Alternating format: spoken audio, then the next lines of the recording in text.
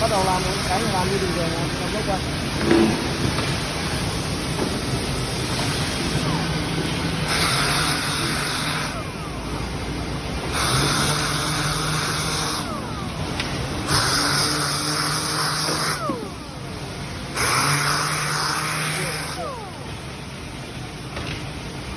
Tất cả cửa đường đều là theo Phải như này.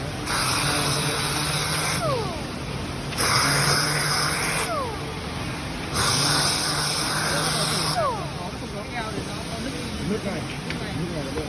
Làm bao nhiêu vào luôn, bao nhiêu vào luôn. làm hoàn thiện luôn cái cửa này. Đây là dốc này.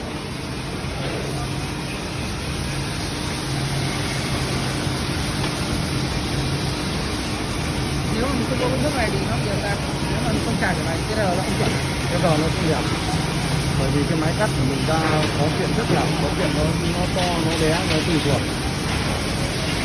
Đó là máy móc cho nên là bắt buộc. Thì sau này mình trà mình có phải nhắm chổi nữa không? Cái nhắm chổi kia vẫn đang chạy hay là Không đang chạy.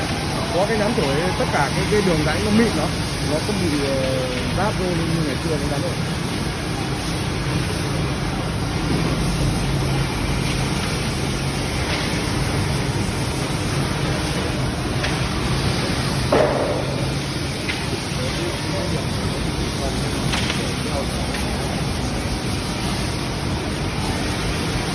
Tức là con dao LG của mình nó đánh ra ấy, thì bắt buộc mình phải đánh tay lại để cho nó đẹp.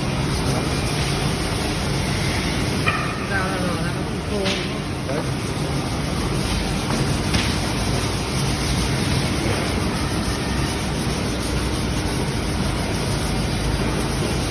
Sau cái bước này là chuyển Nó sẽ nhắm thùng. Xong là nhắm thùng đây là chỉ trà nhắm ướt thùng. lại. Còn đấy là vuốt lại mặt còn được.